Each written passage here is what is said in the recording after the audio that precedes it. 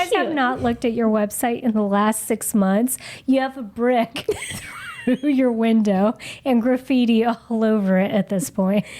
Hey everyone, welcome to the S.O.B Marketing Podcast, where we celebrate the S.O.B that you are, and if you haven't figured it out yet, we mean small-owned business. We don't mean S.O.B. Listen, we know that as a small business owner, you are working hard on the daily to keep your business fully operational while trying to promote it. And while some days it may feel like the business is owning you, if we're being honest with each other, I bet you would admit that you wouldn't give up the insanity for anything. Our commitment here at the S.O.B Marketing Podcast is to give you the real talk, what works when it comes to advertising, marketing, promoting your business, and then what doesn't really work. And Chelsea and I promise to always keep the conversation real. Hello, our little SOBs, small-owned businesses. We're not here to call you guys names. You know us better than that at this point. So, friendly reminder, we want you guys to subscribe. If this is your first time listening, I promise you're going to want to come back for more. And we have a whole library now of over 120 podcasts for you to binge right now. So go ahead and just subscribe and binge them. And then if you are a, what do they say, long-time listener, first-time caller? Yeah. We want you to subscribe as well, because what are you guys doing? Yeah. Okay. What are you doing? If you've listened to more than one episode and you haven't subscribed, we want you to. That helps to get this podcast in front of other small business owners. And you guys know we're here to build a CULT, cult. For good. For good, not for evil. Yeah, Okay. I'm fighting the evil allegations still. So The allegations that nobody throws our way. Chelsea, what is our marketing topic for today? This is going to be a great conversation, y'all. We are talking about websites and the do's and don'ts for your website as a small business. I want to start this conversation. I have two things to say. One, y'all, these are grapes. They're very yummy. I grew them myself. I just wanted everyone to know that. I grew grapes. Okay.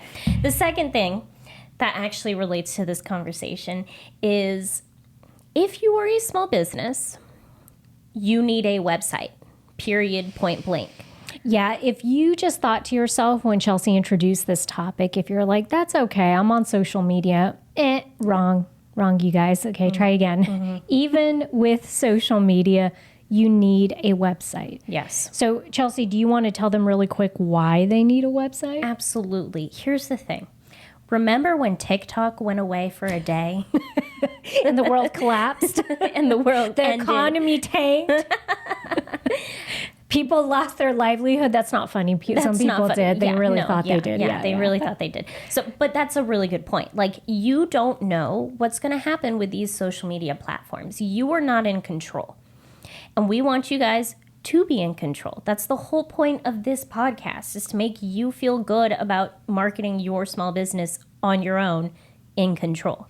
Also, can we talk about the fact that it is the ultimate signal of freedom? You guys, when you have your own website, you can put whatever you want on there, okay? That means it is a place for you to be able to communicate with people, regardless of, like Chelsea said, something happens to any one of these social media platforms that you rely heavily on. If you're reminding people that you have a website, they know where they can reach you at all times, where they can find your products and services. And then let's not forget, it still legitimizes your business. I get it. Everyone says, do you have an Instagram profile? And we all think that, that's the thing that legitimizes us, but it doesn't. It really is a website that you can attach to, whether that be your business card, your Google business profile, any of those things. You need to have that website still in 2025. Yes. All right, so now that we went through that whole little rant, we're going to divide this conversation by sharing with you guys do's for a website in 2025, because believe it or not, some of these things have changed. And also don'ts. We're going to follow it up with the don'ts. Yes, which you better keep on listening to hear the don'ts as well, because those are just as important. Otherwise, Chelsea will track you down. Because those are just as important as important as the do's. Yes. And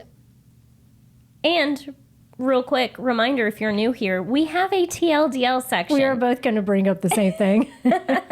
So TLDL stands for too long didn't listen. If you're in a rush, you're in a hurry, I totally get that. That's why at the end of the episode, we have a chapter for too long didn't listen, TLDL, and I'm going to give you a little summary of what we talked about today. But make sure you listen to the entire conversation because that's where the good stuff is. Yes, that's a rule. If you listen to the TLDL section because you're in a hurry, because we get it, you're a small business owner, you got to come back later and listen to the whole episode. Yes. And then we're adding homework to it. You got to listen to another episode. so only do TLDL if you're ready to listen to 2 episodes back to back. Okay. Vivian, do you want me to go ahead and start? Yeah, let's get started with the do's. Let's get started with the do's. So this first one is going to be prioritize user experience. Y'all, it does not matter what is on your website if people do not understand how to navigate it, or if people can't get it to load, or it just is really confusing to understand. So you need clear navigation. And we've had this discussion before. This debate, because some people believe this has been debunked, but it's still a good rule to follow. 3 clicks. Yep. It should take your consumer 3 clicks to find what they're looking for on your website. Okay. The next thing is responsive design. So, I mean, your website needs to look good, y'all. It needs to load correctly and quickly, no matter what they're trying to do. The longer it takes someone to find something on your website, the more likely they are to give up. And we've mentioned this before in a prior episode, but one of the things to remember with responsive design is, you know, people are looking at your website both online or on a laptop or computer. I don't know if does anyone have a desktop anymore? I guess they do. No, yeah, some people do. So on your Gamers. Yeah, there you go. Okay. They're looking at it on a computer and also on a mobile phone. So as far as responsive design, you want to be sure that not only does it load quickly, like Chelsea's saying, and there are tools out there where you could plug and play. You just insert your website link and it will tell you how quickly it loads. Yeah. And it'll give you recommendations on what you can do to make it load quicker. But also formatting it and making sure that the design is mobile friendly. Yes, that's very important. Yes, this also goes for, and I'm not taking or steering us off course here, but Chelsea and I were just talking about, we have a weekly email that we send out. One of the statistics that I always look at is how many people open it up on their mobile phone and how many people open it up on their desktop.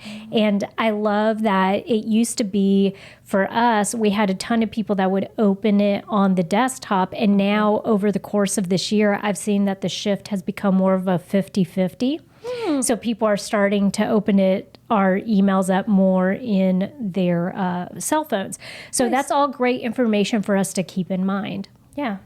I love that. Okay, you have a do? I do. This one is, I do have a do. Implement SEO strategies. Okay. So you guys, I know this is not the first time you're hearing it. You're probably like, snooze fast. This is not a new rule, Vivian. I've heard this before since the beginning of time. Okay, real quick. You've heard it since the beginning of time. Are you doing it, though? Chelsea's coming for you. But the reason we wanted this to be one of the top do's again is because I don't know if you guys have listened back to our episode on SEO strategy and what has changed in 2025. We did a whole episode on this because Google came out with a new way that they are ranking websites. Yeah. And I'm pretty sure the acronym was EAT. EEAT, right? Yeah. On the stuff that they prioritize. So go listen to that because you want to be sure that you stay up to date with Google's latest SEO things. And as a reminder, you guys, we've also brought this up in a prior conversation. For those of you that are thinking Google's on the way out, no, No, no, ma'am, no, sir, it is not. Google is still, by leaps and bounds, the most popular place where people are going to search for things. Yes. All right. So until that changes, Google needs to be a big priority when we are designing websites, just knowing how they prefer things to be displayed. Yes, absolutely. And so the other thing I want to bring up here is this isn't something that just happens automatically. You do have to give some forethought to it. And a lot of that has to do with the quality of content that you're putting on your websites, whether that be through a blog, through your product descriptions, guys. Google loves meaty product descriptions because that is what gives them more information where they can match the person doing the Google search with the right item they're looking for. Absolutely. Let's say, what am I shopping for, Vivian? I want you to be shopping for a pair of slippers. A pair of slippers. Okay. So I want slippers with a hard bottom. Okay. That are real fuzzy on the inside and that don't go past my ankle. So when I'm Google searching this... I'm just thinking of a booty, what you would look like wearing a booty. Okay. Stop. Okay. So I Google search ankle length, hard sole, warm, fuzzy slippers. If your website, you sell slippers, if on your website you have something that would be perfect, but you only put fuzzy slippers. Or just slippers. Size 8 slippers. Yeah. Then you may or may not show up. Yeah. But if you put ankle length, hard bottom, hard-soled, fuzzy slippers, and that's what I'm searching for. Boots with the fur. Boots with the fur, then Google's going to show me that. Yeah. Good point. And SEO is still a big priority. And we just want to be sure that you guys, if you're putting your efforts into building a website, because we all know that does take time, then we want to be sure you're showing up and your website's being, it's in the running for whatever that person's looking for. Exactly. And I just wanted to give that example because I feel like sometimes when we think of SEO, we think specifically of blog posts. Yeah. And we do. That's part of it. But yeah, like product descriptions, that's SEO. You need to be thinking of these keywords all over your website, not just on blog posts. The analogy that we love to use around here is that Google is the ultimate matchmaker. And just like any good matchmaker, the more details you give it on the type of person that you're looking to match with, the better suited they're going to be to find that perfect match for your product or service. And so these product descriptions, these blog posts, these, the stories that you're loading in there in the About Us, or the details you're loading as far as like your shipping cost or your return policies, all of this gives it more data to be able to better understand your small business. Perfect. Exactly. The last do that we have, pretty big one, because y'all, friendly reminder, marketing's only successful when you make tweaks and small changes and you pay attention to what's going on, right? So this do is track your website performance. You need to know what's going on. The site traffic, the engagement metrics, the sales numbers, how many people landed on this specific web page. You need to know all of that because it'll help you understand where you are in meeting your goals. What are you trying to accomplish? If I'm trying to increase the sales of my fuzzy slippers, boots with the fur, with the boots with the fur, and I'm not looking at my website analytics, how do I know that anything that I'm doing is working? Yeah, I think also because we all have this commonality as small business owners, we are naturally curious. We know you guys are little PIs. You are little scientists. You like getting to the bottom of things. I think once you actually dive into your website analytics and look at all of the information that it has available to you, you are going to be so intrigued by this. Yeah. So if you don't take the time to do it, start doing it now. You don't have to do it every single week. I would say once a month is a good thing. Once every 2 months at, bare minimum, you want to take a look at it. Some of the things I would recommend you look at first. Look at which pages are the most popular. What does that tell you about your website design? Okay. Are people checking out your About Us section? Okay. That means that storytelling has to be really good and compelling. Maybe they're naturally curious about how your business came to be. If there is one particular page that is a product page and you get the most views there, then it's telling you that obviously a lot of people are looking for this very specific product. How could you capitalize that and push it out? Maybe you change the, maybe you have a slideshow header at the very top, and it's one of the products that you put on there, right? This could change with the times, right? If something gets really big on TikTok, like I'm thinking right now, Chelsea, these, have you seen these candies that everybody is like obsessed with? These sour candies, like they're frozen candies? No. Is this specifically on TikTok? Yeah. Yeah, I don't go on TikTok. Okay, so people love this kind of stuff, but my point being, depending on trends, you could see a shift in some of the products that gain popularity over, time. Yeah. The other thing to look at is where people are coming from and landing on your website. Love that you're bringing this up. Yes. And so this could be, say, for example, you were recently on a podcast as a guest.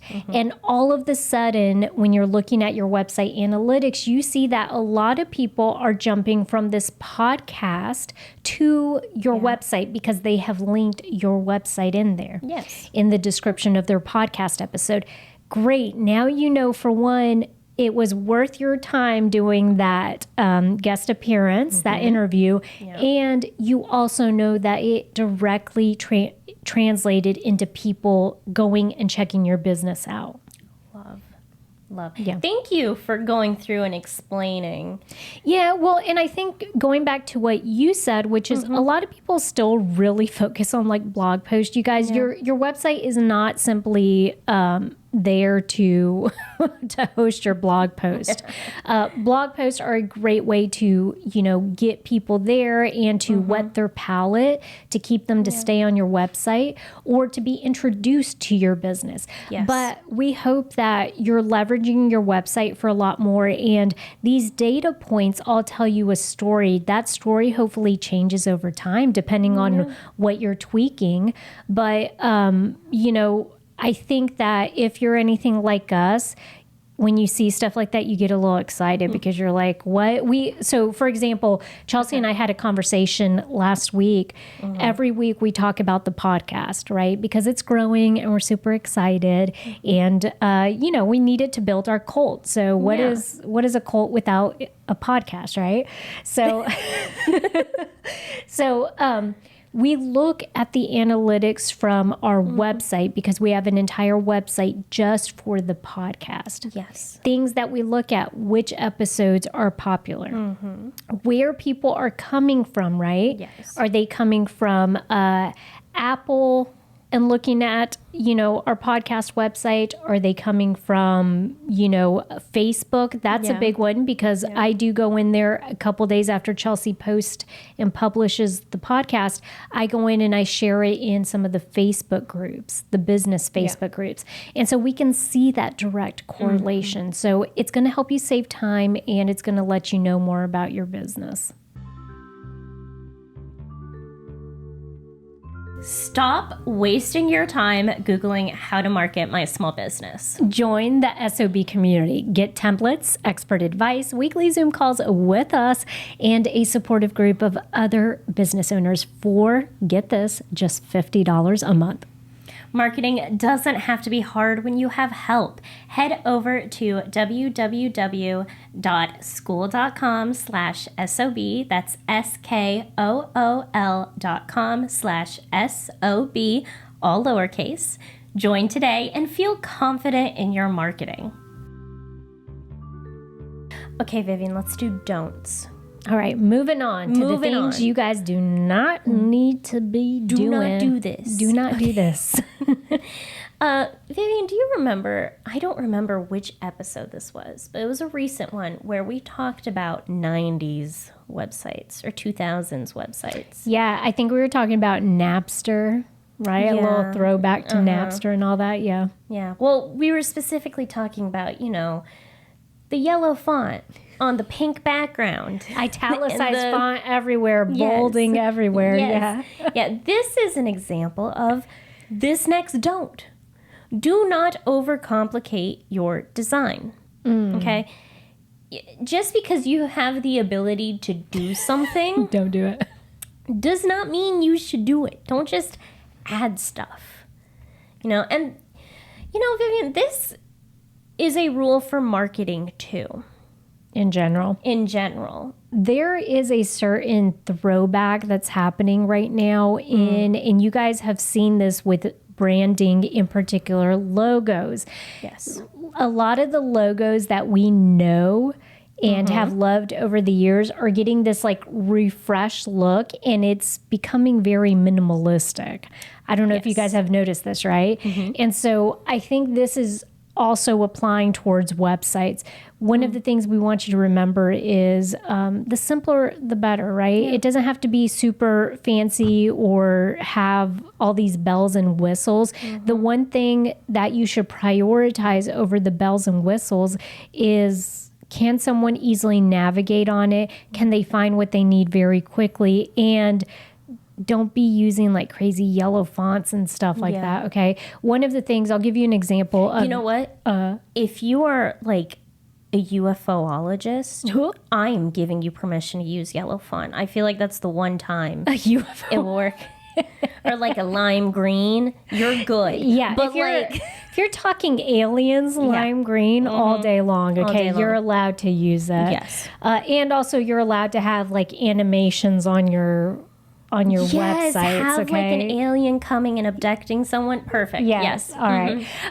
But the other thing I wanted to bring up is an example of how this also applies in just marketing in general.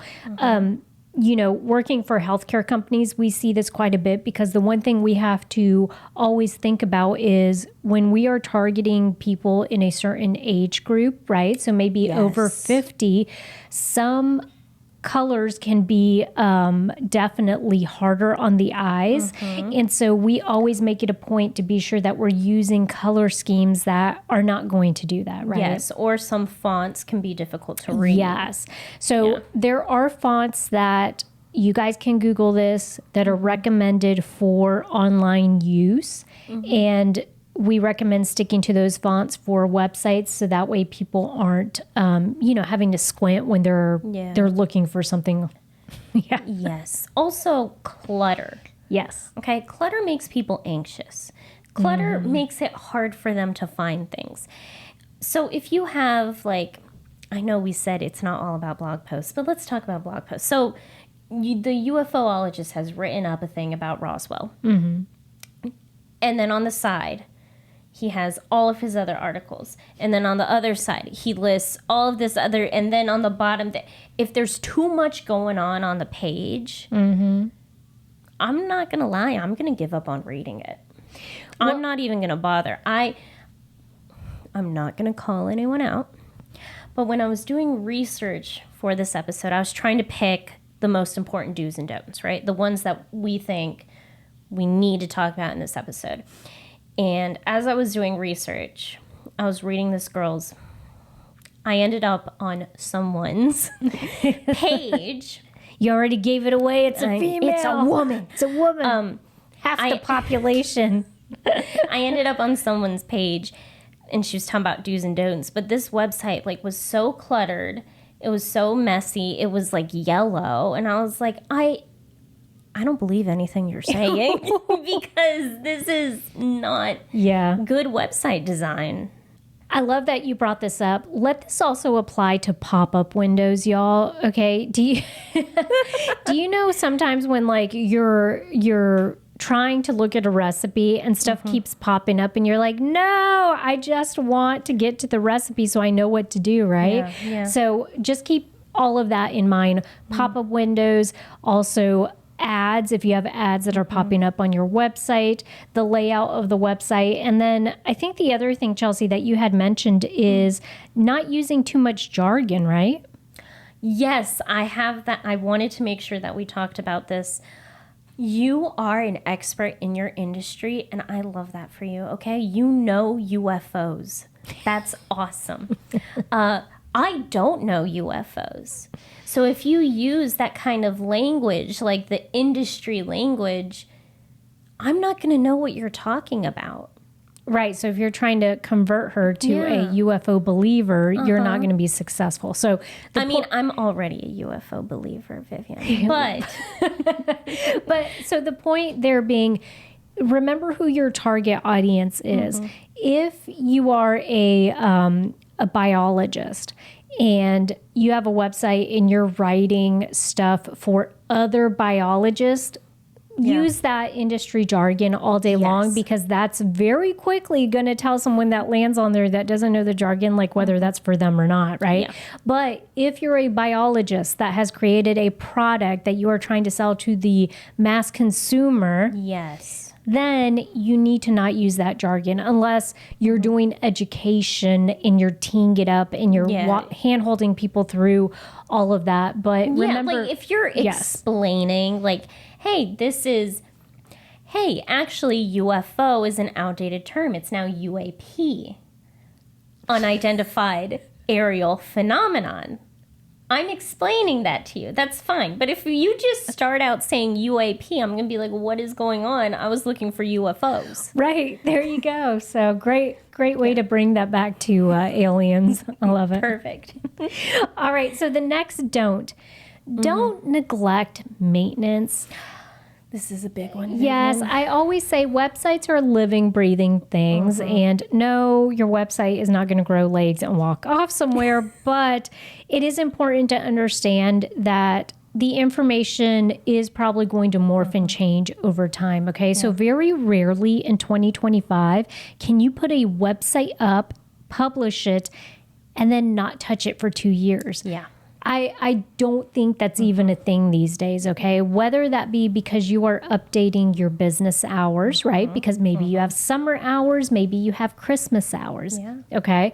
Or maybe because of the influx of products you sell, you have a fall, product line that's going to be launching. You have to get all that information up there. Or maybe because you are linking or you're launching initiatives that are helping your small business, right? So these are all reasons why you need to have a good pulse and keep an eye on your website. The last thing you want is for someone to get on the website and be like, wow, it does not match their Instagram profile. Like they have not updated this thing in like 3 years. Well, Vivian, I have an analogy No. that I've stolen from you. Okay. But I'm going to use it. Nothing to do with UFOs. Okay. No, it's not UFO related. Okay. So Vivian has said in the past, your website is it's free digital real estate. You want free digital real estate. Well, I guess technically the social media platforms are free. You got to pay for a website, but it's digital real estate, right? Okay. If you had a brick and mortar store and you didn't keep you neglected the maintenance on it, no one's going to go there. They're going to see all the vines covering the windows and everything. The walls are cracked. I don't know. I'm trying to think of how you can neglect. Graffiti. There's graffiti. A brick's been thrown through the window. And then you just left it like that. Yeah. Your website is your digital real estate. I like that analogy. That's a great analogy. If you guys have not looked at your website in the last 6 months, you have a brick through your window and graffiti all over it at this point. Absolutely. Let's talk about some things that you should do when double checking and, running what website maintenance. Yeah. Okay. Double check that the information is up to date. Make sure all the links are working correctly. That's a big one. Also, because tying this back to SEO, search engine optimization, broken links are actually going to work against you. Yes. So to Chelsea's point, love that she's saying, be sure that you're checking, click on the stuff and check on it, because if it's broken, Google's going to ding you. Yeah. Yes, exactly. And just make sure that it looks fine on mobile devices. Like those Yes. are 3 very simple things that you need to do just to double check on your website. Yes, love all of it. Yeah. Okay, what is the last don't that we are leaving with? Last don't, and I feel like this is a big one. Do not ignore or skimp out on security measures. Oh, yeah. Okay? You're a business. People are trusting you with their information. They want to make sure that you're not losing their information. And let me give you a really quick way to check this. Right now, if your website, you know how every website starts with HTTP? Yes. If your website is HTTPS, the S stands for secure. It means that you have a secure certificate on it, right? Perfect. So if you don't have that, and if your website only starts with HTTP, then that's an indication that you probably could do a lot better with your security measure. Yeah. Just making sure your software is up to date. Like you're saying, use an SSL certificate, malware and virus protection, back up your website. Yes. If you guys have a website that you've built in WordPress, this is something that can easily be done. They have I think a plugin that you just put on the back end that will automatically, I think it's called it's not Time Machine, but it's something. And it will back up your WordPress website.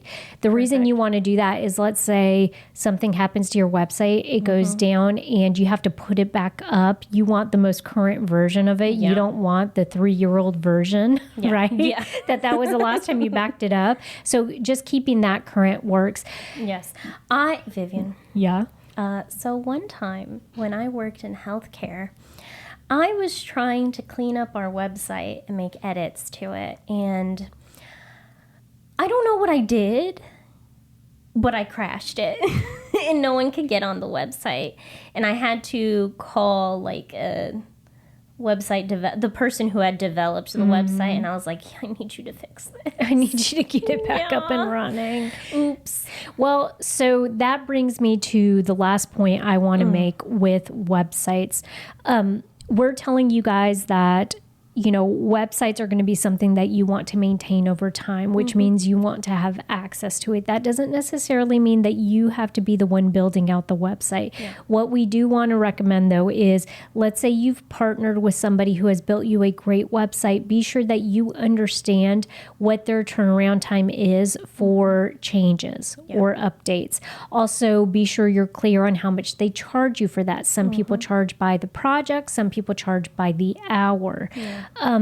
So, for example, I recently had to do this. We had a website that we had outsourced, and I was going in there and asking them just to make a couple of changes. What they did is they said, absolutely, we can make those changes. It's probably going to take about 2 hours.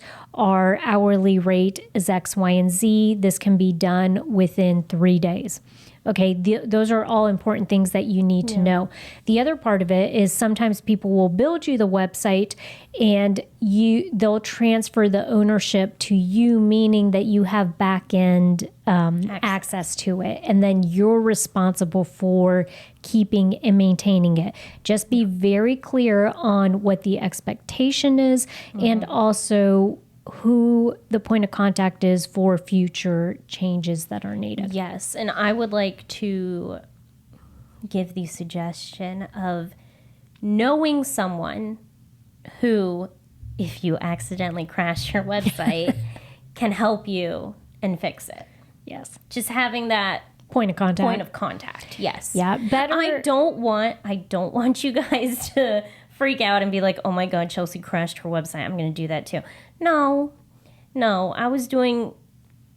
I have a minor in tech. So I was reaching further than I should have been. I was trying to do something that I didn't technically know how to do. That was on me. Yeah. That was on me. Well, the other part of this too is, let's say you have a Shopify store. A lot of people are doing their website through Shopify, especially if they're selling product. Just be sure that you know the support email, or you have that phone number that you can reach out to for support if something were to go down. Of course, same rules apply. Be sure you guys are backing up that website. I'm sure Shopify or Wix or whoever has an option for that. Well, Vivian, I think we're ready for the TLDL. Do it. Okay, let's do the TLDL. Too long, didn't listen. If you skipped ahead here, I'm going to give you a little summary of the do's and don'ts for websites, but make sure you go back and listen to the entire conversation, because that's where the good stuff is.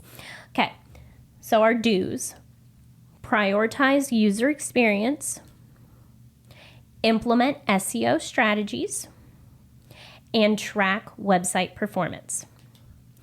Our don'ts: don't overcomplicate design, don't neglect maintenance, and don't ignore security measures. That's what we talked about. All right. So that is the end of our conversation about website. Listen, if you guys have topics that you want us to cover, go ahead and either hit us up on Instagram under The Seasoned Marketer, send us an email at help@theseasonedmarketer.com. Or if you have a question that you want us to answer on the podcast, please send it our way. If you have this question, another small business owner probably also has this question. There are no stupid questions. No. And lastly, listen, you guys, you are officially part of our S.O.B, Small Owned Business Cult. If you want a t-shirt that tells everybody you're part of our cult, go ahead and go over to our merch shop. As always, join us next week for another episode. Yeah, go be the best SOB you can be.